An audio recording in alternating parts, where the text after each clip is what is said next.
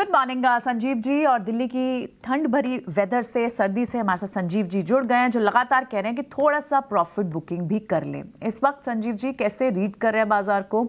Globally थोड़ी weakness, हर जगह profit booking का ये एक दौर है। क्या हम भी इंडेक्स पे थोड़ा वक्त बिता सकते हैं या फिर नीचे के लेवल्स भी दिख सकते हैं? पहले इंडेक्स पर व्यू बताएं, फिर आज के ट्रेड्स भी डिस्कस करेंगे। हाँ, गुड मॉर्निंग प्रियंका जी, आपने सही फरमाया। गुड़गांव में 6.5 डिग्री है तो इससे बढ़िया मौसम क्या है? स्विट्जरलैंड क्या, लंदन, सब दिल्ली में ही है इंडिया में ही ढूंढोगे तो सब कुछ मिल जाएगा, जन्नत भी मिल जाएगी। बिल्कुल, तो तस्वीरें भी दिखा रहे हैं हम संजीव जी, सामने तस्वीरें भी हैं कि फॉग और आई थिंक विजिबिलिटी 50 मीटर्स तक भी रिड्यूस हो चुकी थी पीछे के दिनों में। कोहरा पूरी तरह से दिख रहा है। जी हाँ, बताएं। तो प्रियंका जी, ठंड को छोड़ के हाँ, मार्केट भी थोड़ी ठंडी हो गई और बहुत अच्छा है। It needed to consolidate. अब थोड़ा ओवरसोल्ड जोन में जा रहा है।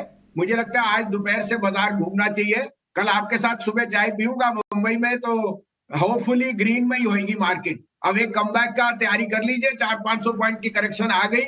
यहाँ अपने मनपसंद शेयर लेने की चेष्टा कीजिए। ग्लोबली जो 2-3 दिन की प्रॉफिट बुकिंग थी वो अनिवार्य थी। और जापान में अनफॉर्चुनेटली ये जो अर्थक्वेक हुआ है, smart money will buy this one of geopolitical और uncanny risk which has happened, and I would think that definitely money will get more allocated, because अब यील्ड्स में जो डॉलर में जो पुल बैक था वो हो चुका है।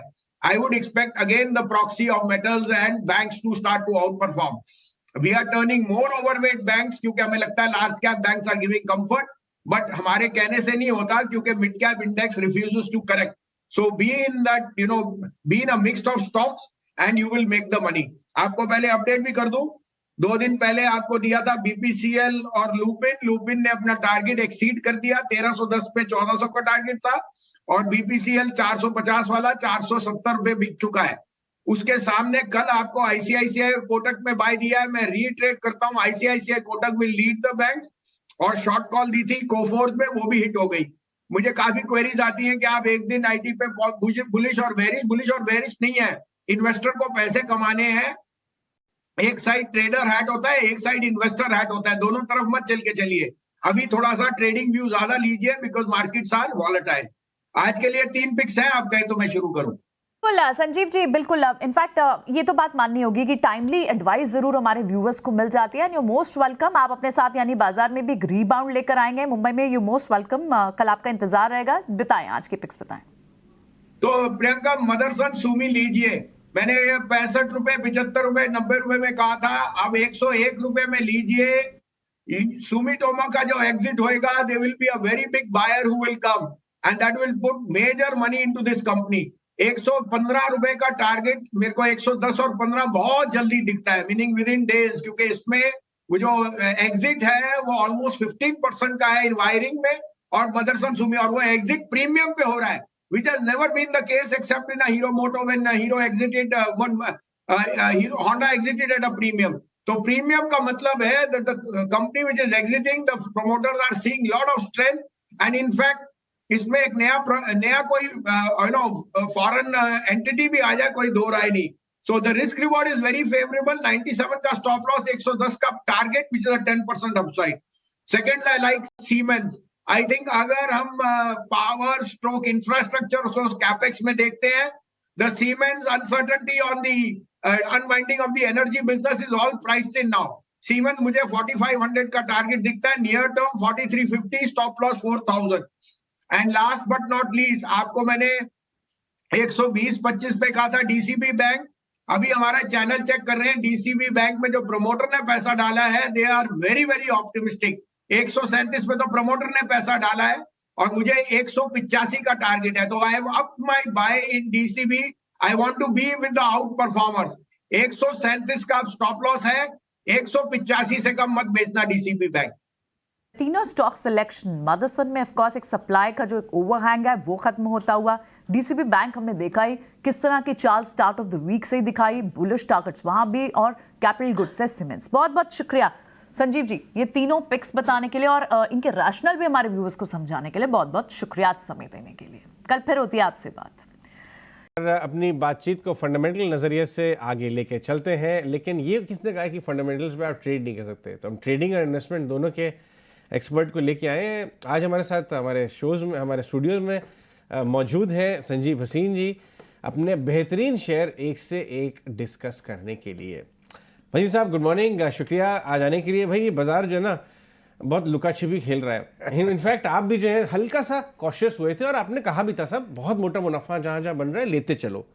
2-3 दिन साइडवेज गया, थोड़ा सा घटा, लोगों को डराया, शॉर्टिंग चालू हुई और कल वन साइडेड भाग गया।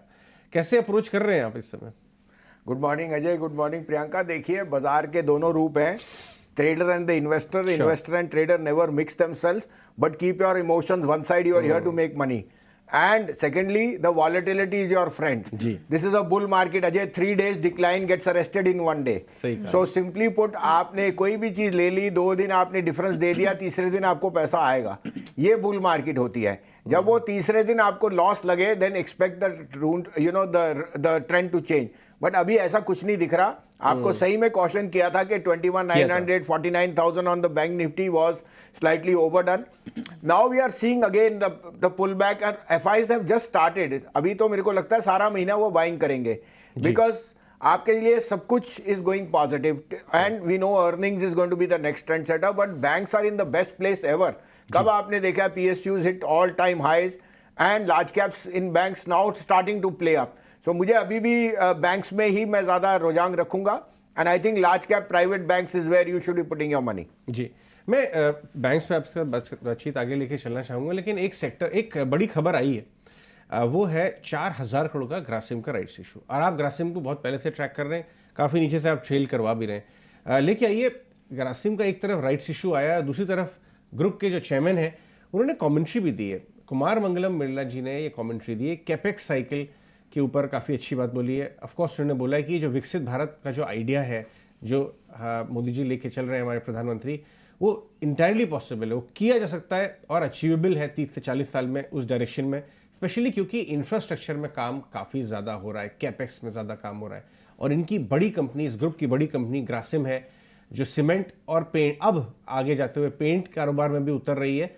और यही सारा पैसा 4,000 करोड़ का बड़ा राइट्स है, इन टाइटल में भी है, वो उसी कारोबार के अंदर लगाया जाएगा। तो ये एक इंफ्रा प्ले भी है काफ़ी हद तक। आप ग्रासिम पे इस भाव से क्या आपका व्यू बन रहा है संजीव जी? और दूसरा, अगर कुछ लोग लेके बैठे हैं तो उनको तो राइट्स का इंटाइटलमेंट है, तो क्या राइट्स में लेना भी आप अप्लाई करना बोलेंगे? हाँ बिल्कुल। देखिए ऑल्सो आपने जो कहा, सीमेंट में it's the holding company because it has the largest stake in UltraTech and it's in VSF viscose staple fibre में it's the 3rd largest in the world, not in India. In India it's the largest player. तो उसके ancillary businesses are doing extremely well और Grasim some of parts is a very very attractive stock. लेकिन right से dilution होगी और उसका फायदा भी बता दूं, आधा राइट का पैसा because it owns almost 8% in Vodafone will go into Voda.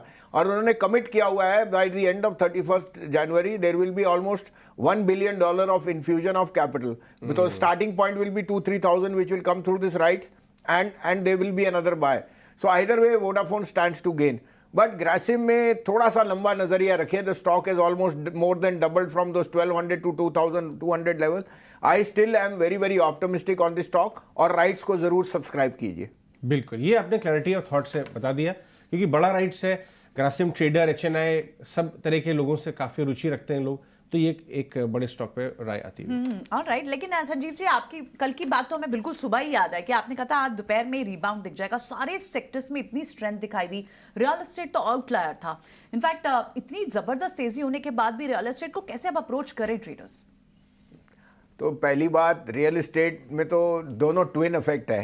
एक तो आपकी वजह से सोने का भाव बढ़ रहा है क्योंकि आपने होल्ड करके रखा है। नहीं प्रियंका, हमको तो अपने घर की लक्ष्मी को मानना है जिसने 50 साल सोना रखा। अजय उसने रोज थोड़ी भाव देखा है, तभी आज 63,000 रुपए पे आप चमक रहे हो। आप और मेरी कंट्रीब्यूशन नहीं है, ये तो घर की आपकी लेडीज का। सही बात है।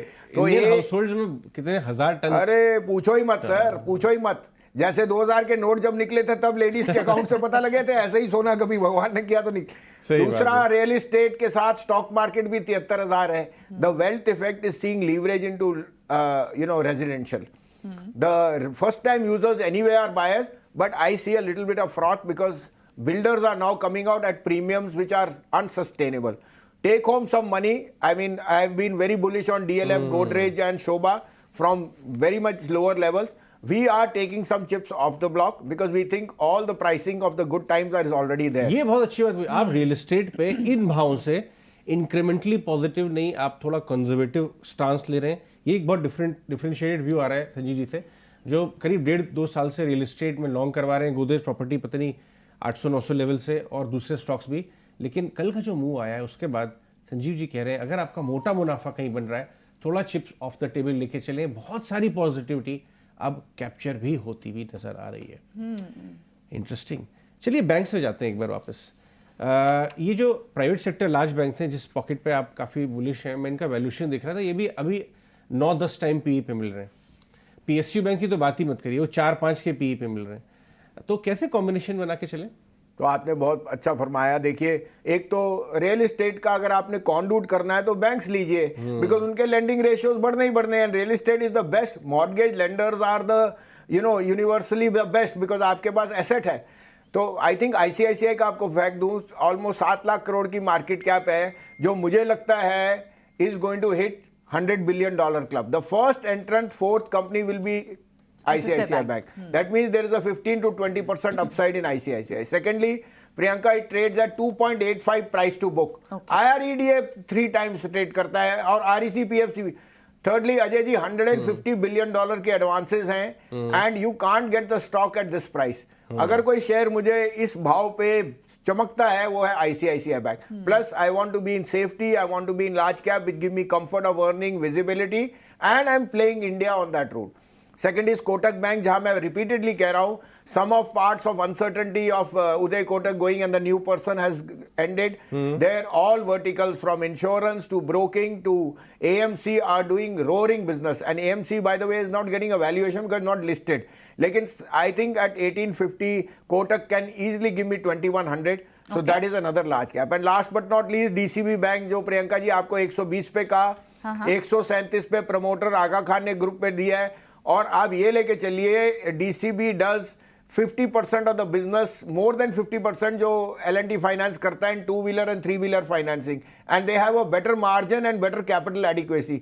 L&T finance at 171 is become very expensive, DCB is very cheap. तो 185 से 250 रुपए का भाव आपको इन ट्रांचेज आएगा। पहला टारगेट 185 शायद इस महीने आ जाए, लेकिन 250 रुपए इसमें अगले 4 महीने में आएगा। मैं एक क्विक फॉलोअप डीसीबी पे लेना चाहता हूं। मैं देख रहा था इनके इंटरनल, जब से आप 3-4 दिन से इसके बारे में बात कर रहे हैं, आगा खान ट्रस्ट जो इनके प्रमोटर हैं, उन्होंने ये भी कहा है कि वो स्टॉक में अपना स्टेक बढ़ाना चाहते हैं। ये भाव इसका 15 साल से यही भाव है लगभग, और कहीं ना कहीं इनके रिटर्न रेशियोज में भी दबाव बना रहा। आपको लगता है कि ये 2-3 आगे क्वार्टर्स में इनके रिटर्न रेशियोज इंप्रूव होंगे, हो सकते हैं, आरओए बढ़ सकते हैं डीसीबी में? करेक्ट। और less than 1 time price to book आपको कहाँ मिलेगा? तो सारी नेगेटिव्स हैं इसमें। सारे कैपिटल एडिक्वेसी रेशियोज उसके इन लाइन है। एंड अगर प्रमोटर पैसा डाल रहा है अजय जी, तो और मुझे को क्या देखना है? वो भी एट अ प्रीमियम, उसने डिस्काउंट पे नहीं लिया, वो प्रीमियम पे डाल रहा है। ऑलराइट, ये तो बात बैंक्स की हुई। संजीव जी, टाटा मोटर्स पे भी एक बहुत बड़ी रिपोर्ट आई है। अब 750, last year I think it was a year of Tata Motors. Autos में सारे स्टॉक चले, लेकिन टाटा मोटर्स की एक्सेप्शनल मूव थी। 750 के लेवल के बाद भी अब 950 को आई किया जा रहा है। आप इस वक्त ऑटो में सबसे सेफ बेट या फिर एक प्रिफर्ड बेट क्या देख रहे हैं? अशोक लीलैंड। अब ये जो रिपोर्ट आ रही है ये उनसे है जिन्होंने पार्टिसिपेट ही नहीं किया। तो आप थोड़ा सा ध्यान रखिए। You know why Priyanka, simply put, Tata Motors is a liquid stock, it has a global presence. किसी ने बाहर से लेना है तो he will obviously prefer the large cap. But मैं आपको कह रहा हूं दावे से अशोक लीलैंड 250 रुपए जाएगा। और उसमें कोई दो राय नहीं। वो आपको अपने आप बता रहे हैं कि बसेस की demand is the highest they have seen in the history of the company. A B, जितने आप इंडिगो के प्लेन्स और फ्लाइट्स भेजे हो वो सब blue bus Ashok Leyland. Third, there EV and there CV sector, they are eating into the market share of Tata motor. Sum of parts at 175. Ashok Leyland has the potential to hit 250. That's my top pick in the auto space. Okay, all right. ये तो बहुत quickly हमने ले ली, लेकिन आज के कोई specific trades तो नहीं है संजीव जी जो रह गए हैं? पहली बात आपको ये भी अपडेट बता दूं कि आपको मैंने कहा था SME IPO आएगा 93 पे इलेक्ट्रोफोर्स। अजय जी 134 हो गया, वो सर्किट पे खुला नहीं है। तो इन्वेस्टर ने पैसा कमाया है जो अगर लेके रखेगा, और लेके रखने का मतलब है कि आपको थोड़ा सा कॉन्ट्रेरियन पढ़ना पड़ेगा। These stocks are making lot of business. मैंने आपको पहले भी बताया है कि हाँ, top picks continue to be ICICI Bank है। and Kotak Bank, and I would follow up that 3 stocks must be added in this uncertainty and volatility of metals. Tata Steel, Nalco and NMDC. Tata Steel is headed to 180, NMDC is headed to 300 and Nalco is headed to 200. अब ये नहीं कि रोज ये दूसरे दिन हो जाएंगे, पर directionally directionally they are good. ठीक। और मेरा डार्क हॉर्स प्ले आज भी है जी का भाव इस साल में 450 रुपए आएगा अजय जी। जब आएगा आपके लिए मैं स्पेशली बॉम्बे आऊंगा। क्या बात है, शानदार। देखिए ये बात तो माननी पड़ेगी कि जिस दिन पहली बार इंडिकेशन आया था कि बात आगे बढ़ रही है, उस समय 200 आई थिंक 200 से नीचे का भाव था, 190 के आसपास था जब आपसे बात हुई। 185 189 का भाव था सर। 290 का हमने फोनो किया था आपके साथ उस समय। 290 का भाव है, वॉच पे रखिए।